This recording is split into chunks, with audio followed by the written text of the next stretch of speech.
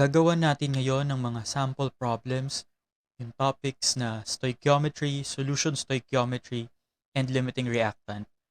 Itong mga sample problems na to ay mako-cover na rin yung mga types ng problems na pwede nating ma-encounter from experiments 3 and 4. Experiment 3, yung chemical changes of copper, involved doon yung stoichiometry and limiting reactant. While sa experiment 4 na titration, so solution stoichiometry and acid-base titrations. So may mga sample problems tayo para ma-practice tayo kung paano ba sasagutan yung mga problems na yon. So ang mga didiscuss natin, ang mga topics na magkakaroon tayo ng sample problems ay stoichiometry, limiting reactant and percent yield, then meron din tayong tungkol sa sequential reactions. Next ay solution stoichiometry, and related doon is yung acid-base titrations. So ano ba yung ating problem-solving strategy? So kinuha ko to sa isang Gen Chem book. So dapat may strategy tayo, may steps tayong sinusunod para hindi tayo basta-basta matatakot sa problems and hindi tayo magkakamali basta-basta. So sabi rito, number 1, write and balance the equation for the reaction.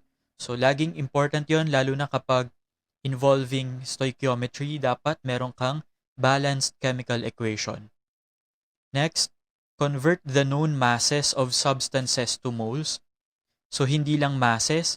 Kunyari, kung pwedeng masses ang given, so pwede rin minsang volumes ang given. So, dapat alam natin kung paano i-convert yung masses or volumes to moles. Pagdating kasi sa moles, madali na nating masasagutan. Okay? Next, determine which reactant is limiting. So, pag limiting reactant, yun yung reactant kung saan may pinakakaunting product na pwedeng makuha. Tapos, using the amount of the limiting reactant and yung correct mole ratios, pwede nating makuha na yung number of moles of the desired product. Okay? And from the limiting reactant, doon natin nakukuha yung tinatawag na theoretical yield.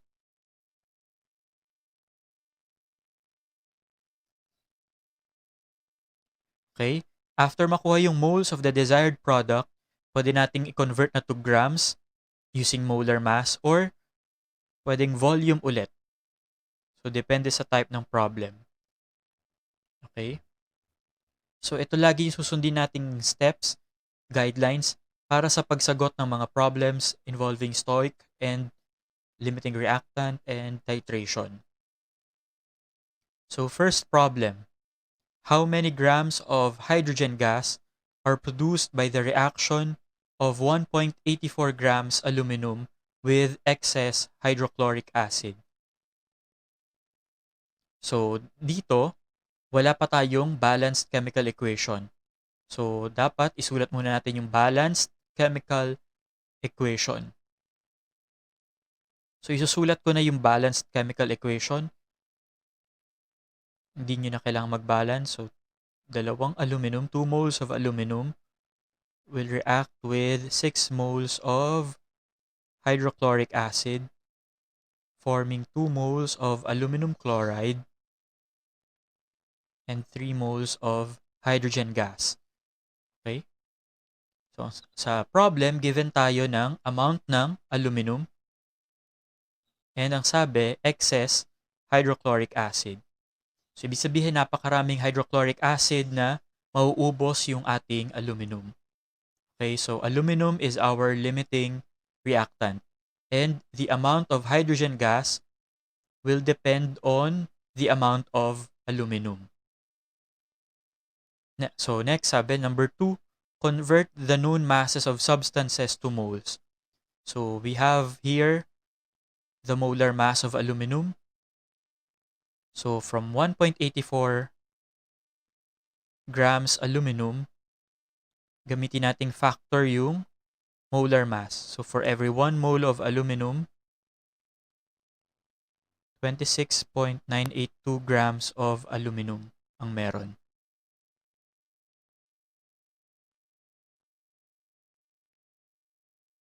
So, ito na yung sagot. So, around 0.068 moles of aluminum. So, sa mga problem na to, maganda mag-take kayo ng extra numbers para pagdating sa dulo, hindi tayo magkakaroon ng error sa pag-round off. Okay? Then, sabi, skip natin yung step 3 kasi alam na natin yung limiting reactant. Use this number of moles para malaman natin yung moles of the product. So, 0.068194 moles of aluminum dapat ma-convert natin to moles hydrogen gas. So, gagamitin natin yung mole ratio from the balanced chemical equation. So, for every 2 moles of aluminum, 3 moles of hydrogen gas ang mapuproduce. And tuloy na natin from moles of hydrogen gas to grams hydrogen gas. So, for every 1 mole of hydrogen gas, meron kayong makukuha na 2.016 grams of hydrogen gas. So, para makita kung tama, dapat magka-cancel to. Okay? And ang sagot ay 0.216217 grams of hydrogen gas. Pero hindi ito basta-basta yung final answer. So, double check yung significant figures. So, sa problem, meron tayong 1.84. So, 3 significant figures yan. So, dapat yung final answer natin ay 0.206 grams of hydrogen gas. Then, maging habit ninyo na kung ano yung final answer, box or encircle nyo para madaling makita. Okay? Next. So, same reaction to, pero nagkaroon na tayo ng ibang amount of the reactants. Same pa rin for aluminum, 1.84 grams, pero hindi na excess hydrochloric acid. Hindi na tayo sure. So, meron na tayong 75 ml of 2.95 molar hydrochloric acid. So, sulat muna natin yung balanced chemical equation, katulad pa rin kanina.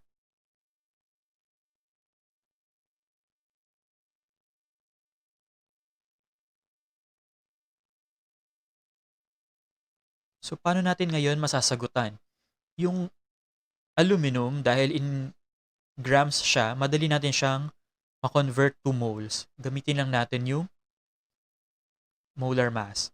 Paano ngayon natin makukuha yung moles from 75 ml 2.95 molar HCl? So, tandaan natin na yung molarity, ito ay N over V. N is the number of moles, while V is yung volume in liters. So, molarity ay moles per liter. Okay? So, para makuha natin yung number of moles, i-multiply lang natin yung molarity doon sa volume. Okay? So, dahil naka-ml tayo, convert natin yung ml to liters. So, 75 ml magiging 0.0750 liters.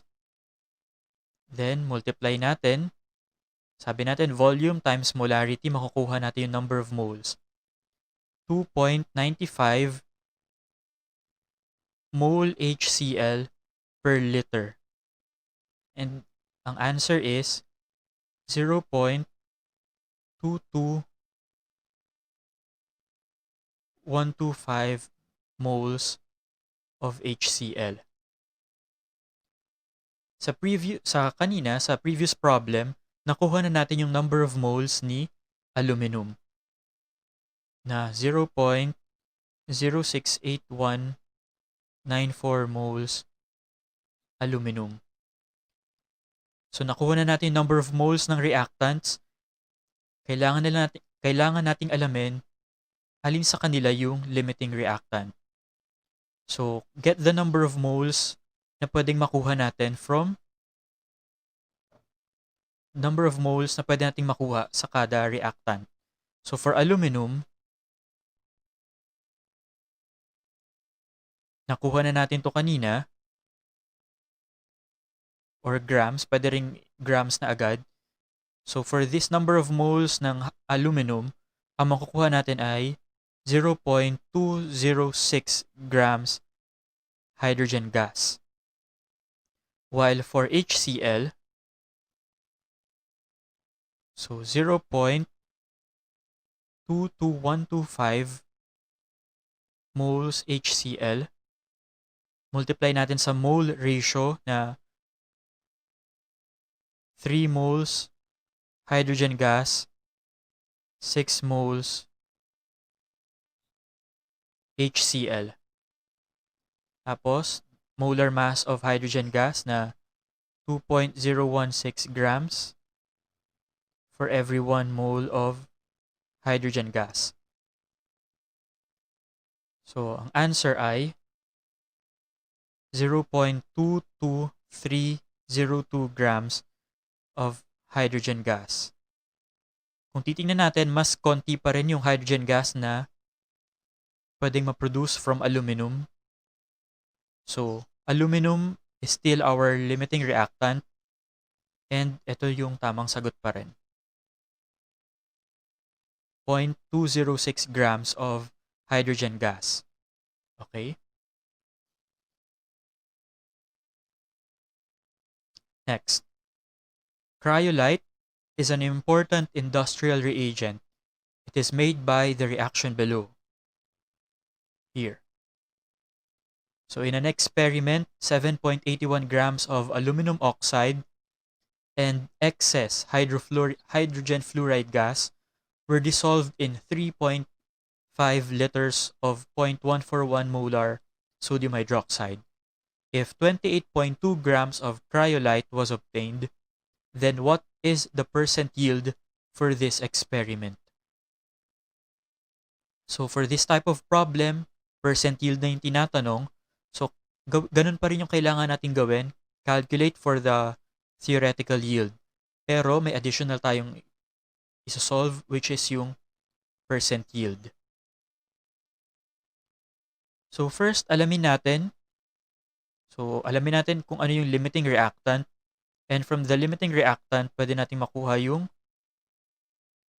theoretical yield natin. Okay? So ano-ano ba yung ating reactants na dapat i-consider? Tatlo yung ating reactants based sa reaction. Aluminum oxide, sodium hydroxide, and hydrogen fluoride gas. Ang sabi, excess C hydrogen fluoride gas. So napakarami nito na magde-depend na lang yung amount ng product either kay aluminum oxide or kay sodium hydroxide, and given naman yung amounts nila. So mass ng aluminum oxide and volume ng sodium hydroxide and yung kanyang concentration. So alamin ngayon natin kung ano yung amount of product na pwedeng ma-obtain from the reactants na to. So for aluminum oxide muna, 7.81 grams of aluminum oxide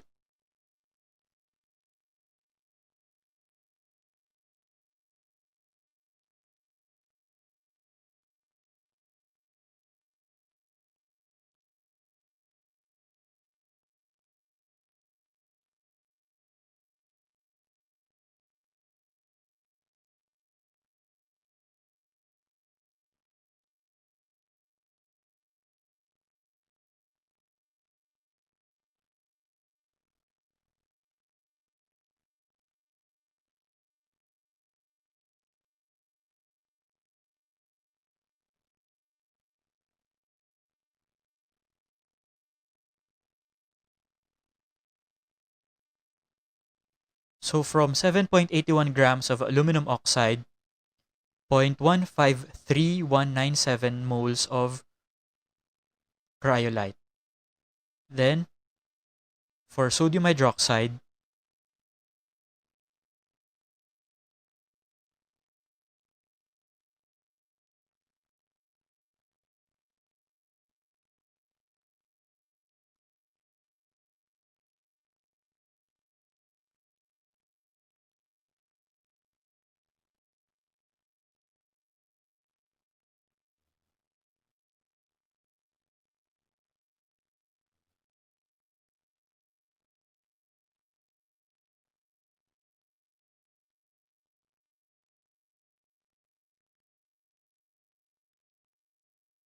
note na mas mababa yung number of moles ng cryolite ang mafo-form using aluminum oxide. So therefore, aluminum oxide is our limiting reactant. Okay? So dapat from this number of moles of cryolite natin kukunin yung mass ni cryolite. So from 0.153197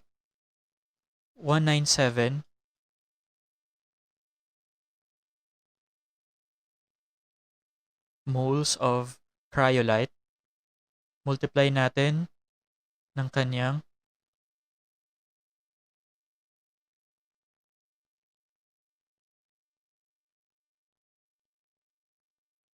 molar mass.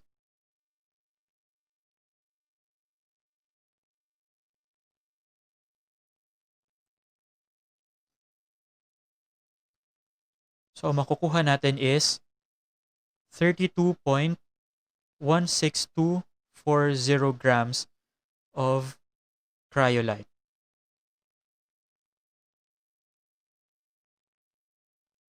Okay? 32 grams, 32.16 grams is our theoretical yield.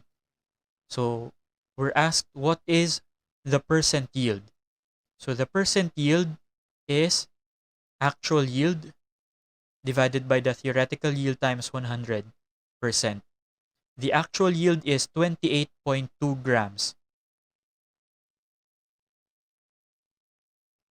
So actual yield 28.2 grams divided by the theoretical yield.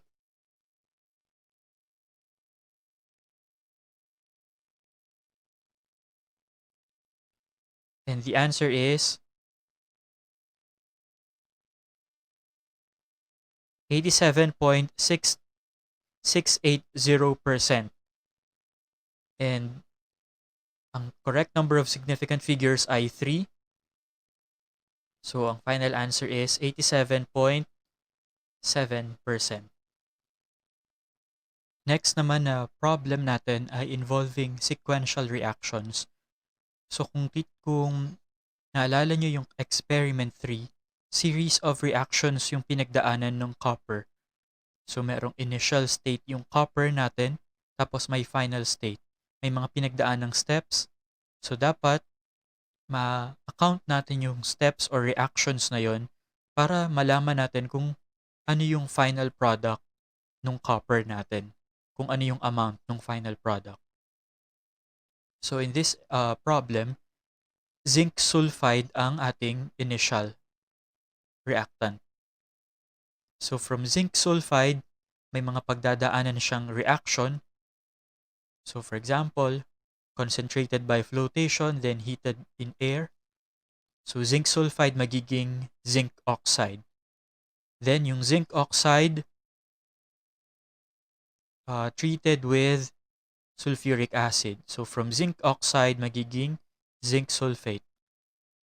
And from zinc sulfate, padadaanan natin ng electric current para maging from zinc sulfate maging zinc. Okay? So ang initial natin ay zinc sulfide. Then may pagdadaanan siyang 3 reactions to obtain yung final and desired product natin na zinc. So ang problem, what mass of zinc is obtained from an ore containing 454 kilograms of zinc sulfide. So, ang gusto lang natin makuha yung amount or mass ni zinc. So, meron tayong mass of zinc sulfide. 454 kilograms. So, gawin muna nating grams. So, pwedeng tuloy-tuloy na natin. Pagsunod-sunod rin na natin yung mga factors na gagamitin natin. So, from mass of zinc sulfide, kailangan natin i-convert to moles of zinc sulfide. So, given tayo ng molar mass. So, for every 1 mole of zinc sulfide, 97.474 grams of zinc sulfide. From zinc sulfide, pupunta tayo sa next na species, which is zinc oxide. So, kailangan malaman natin kung ano yung mole ratio. From this balanced equation, for every 2 moles of zinc sulfide, 2 moles of zinc oxide.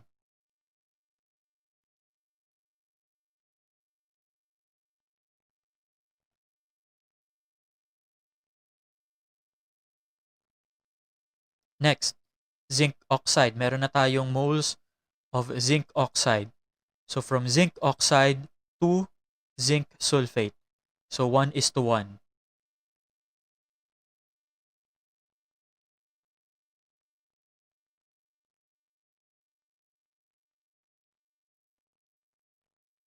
Then, from zinc sulfate to zinc. So, nakita natin, from balanced chemical equation, 2 moles of zinc sulfate, 2 moles zinc.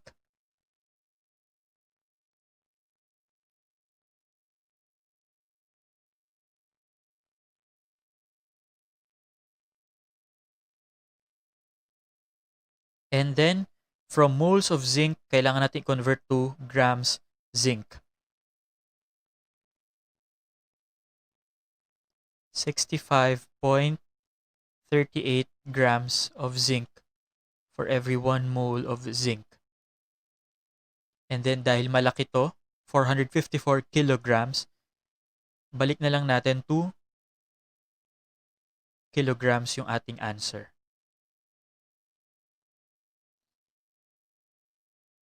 So, makukuha natin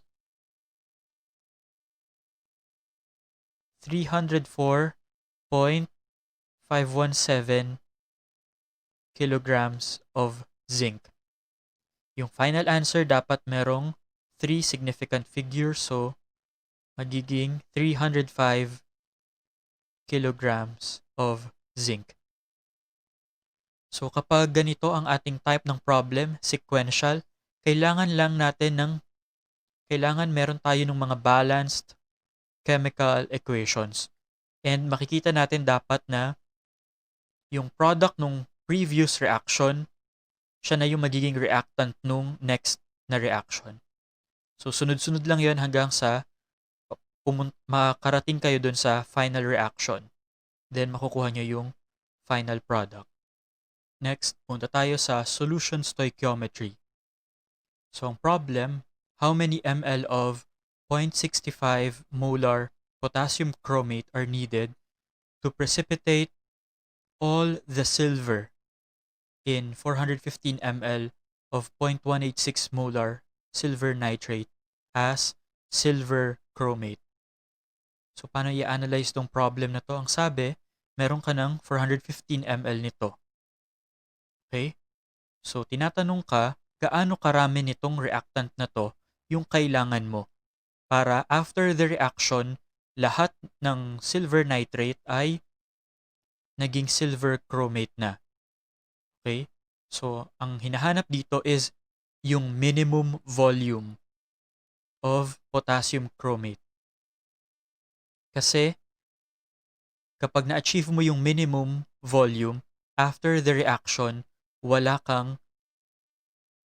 excess sa kahit isa sa kanila. And kapag sinobrahan mo naman doon sa volume na yon yung potassium chromate na yung excess reactant, and lahat ng silver nitrate ay nag-react na. Okay? So given sa atin ay concentration and volumes. So ang gusto natin, dapat ma-convert muna natin to moles kasi kapag converted na to moles yung ating mga either reactant or product, madali na nating makuha yung iba pang hinahanap na values. Kasi basta meron lang tayong balanced chemical equation. So start tayo sa 415 ml. Convert natin to liters. Then, multiply natin yung molarity na 0.186.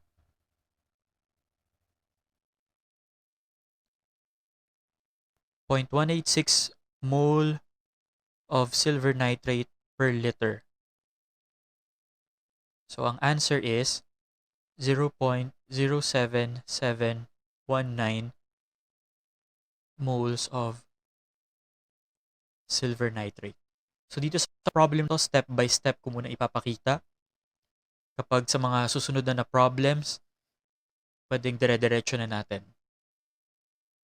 So, sa point na to, meron tayong moles of silver nitrate. Next, ang gusto natin, from moles silver nitrate, makuha natin yung moles of potassium chromate.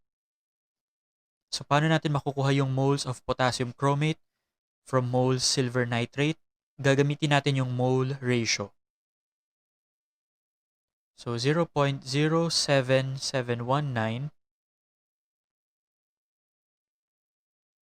moles of silver nitrate. Multiply natin sa mole ratio.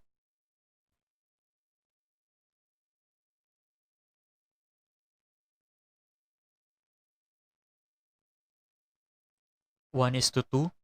Ang makukuha nating number of moles ay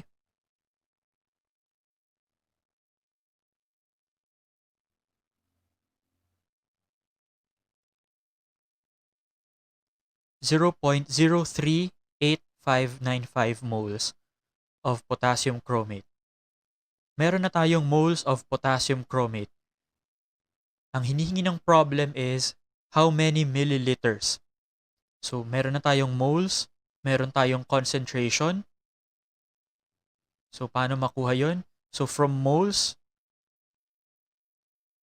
of potassium chromate, kailangan natin makuha yung ml of solution na kailangan. So, pwede natin gamitin na factor yung molarity. Dahil alam natin na yung molarity ay mole per liter. So, from moles, 0.038595 moles of potassium chromate, gagamitin nating factor yung molarity. So, for every 1 liter solution,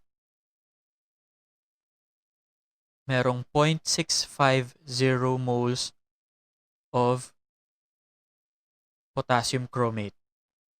Then, milliliters ang hinahanap, multiply natin by 1,000.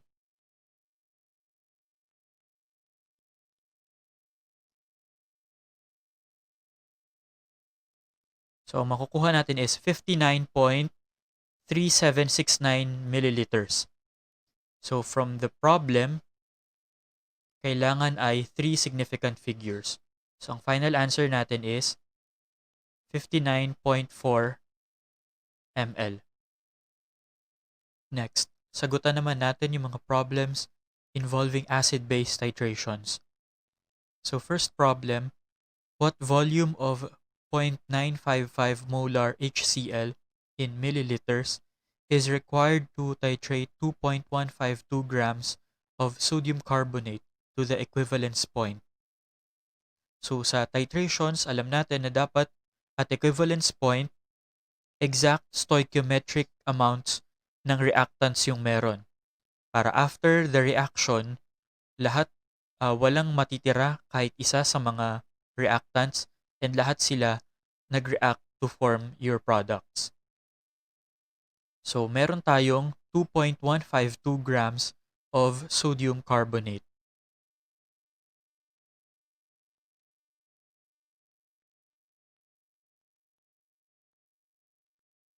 Kailangan i-convert natin to number of moles.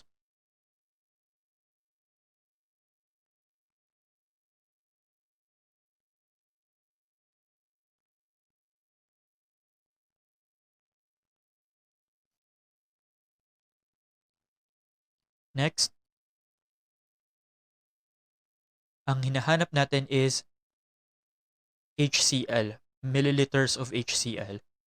So from moles of sodium carbonate, kailangan natin makuha yung moles of hydrochloric acid.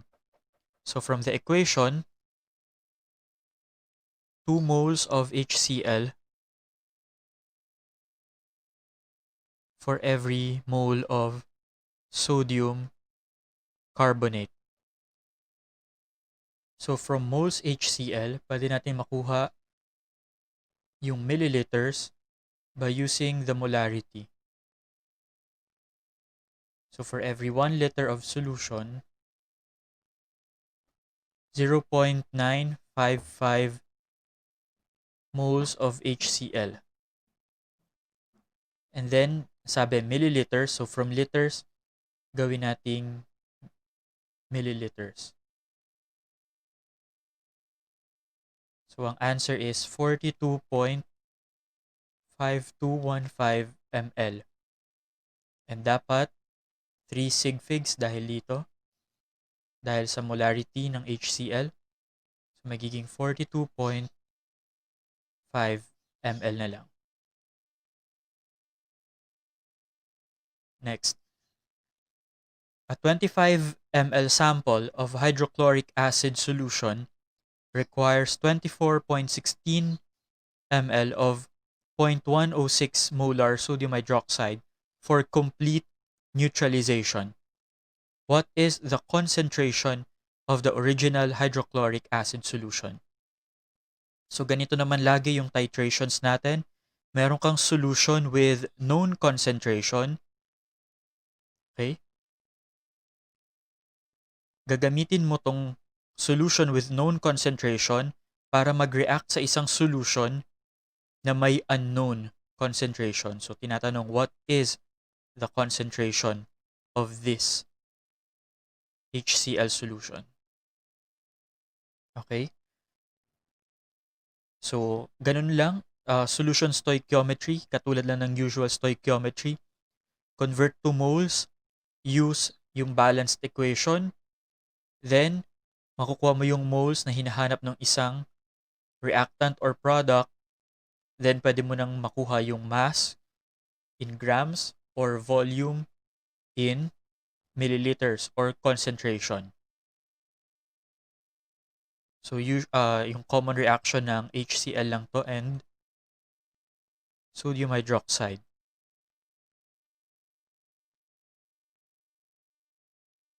So meron tayong 24.16 ml. Gawin nating in liters. Tapos, multiply natin yung molarity ng sodium hydroxide.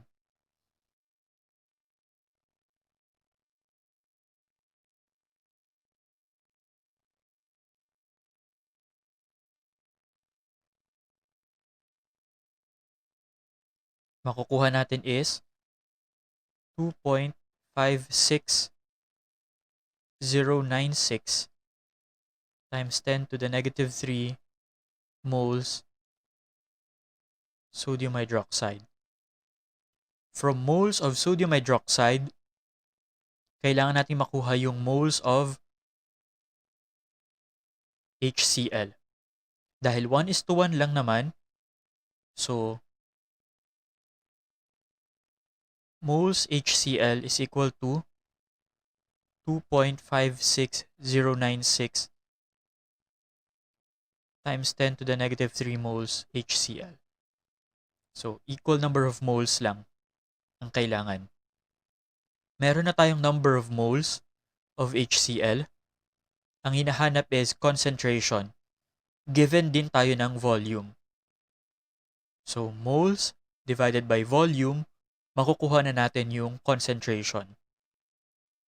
So, 2.56096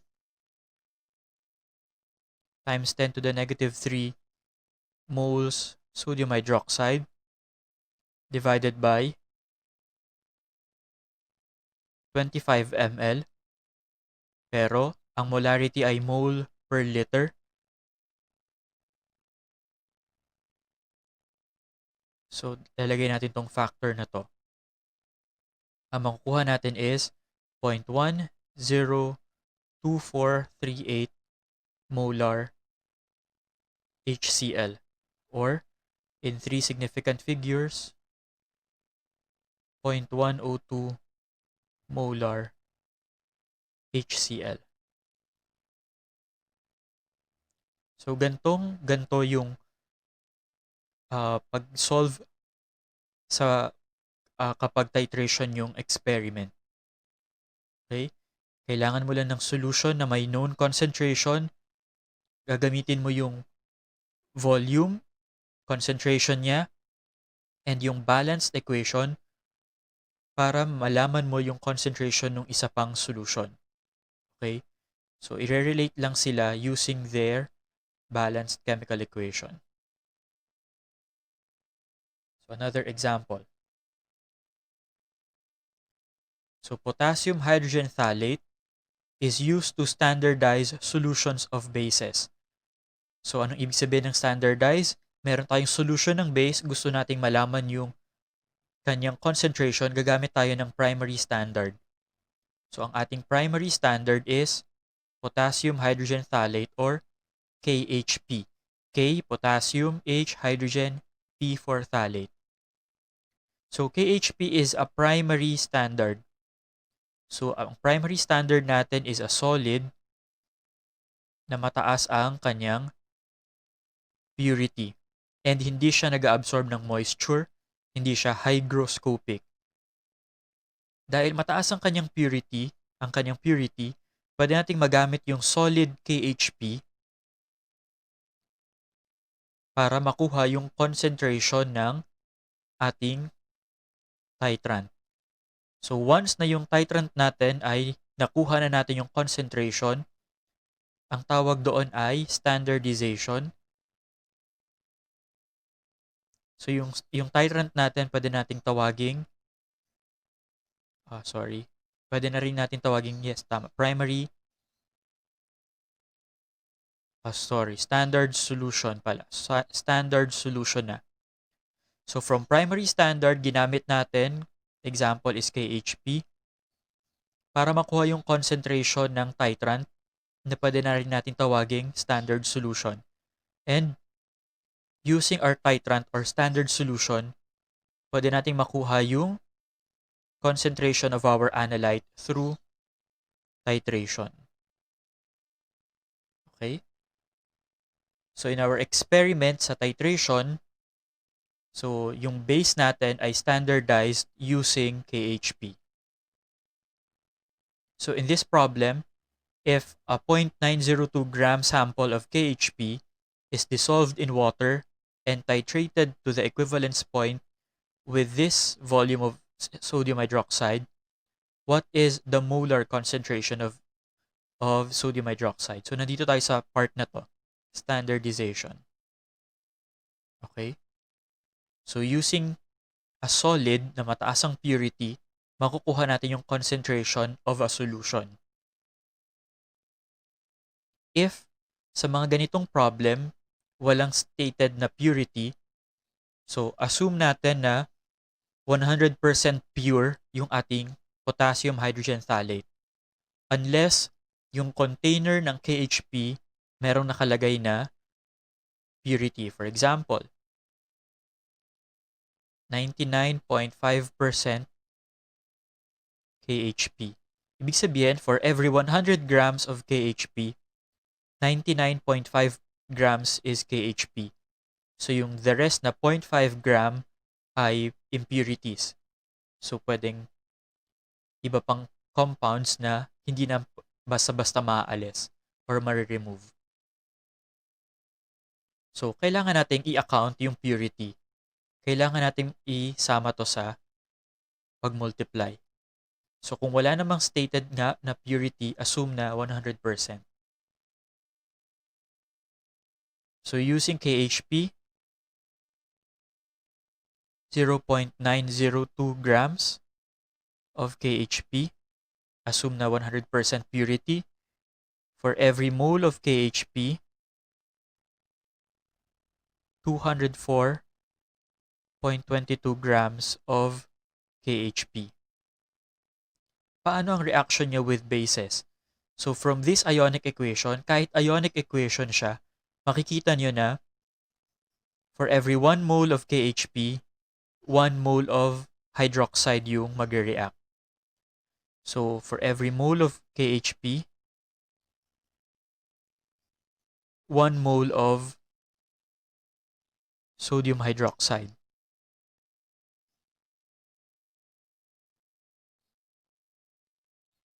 And ang makukuha nating number of moles ay 4.416805 times 10 to the negative 3 moles sodium hydroxide. Meron na tayong number of moles ng sodium hydroxide. Given tayo ng volume of sodium hydroxide na 26.45. Ang question is, what is the concentration? So moles divided by volume in liters, makukuha natin yung molarity.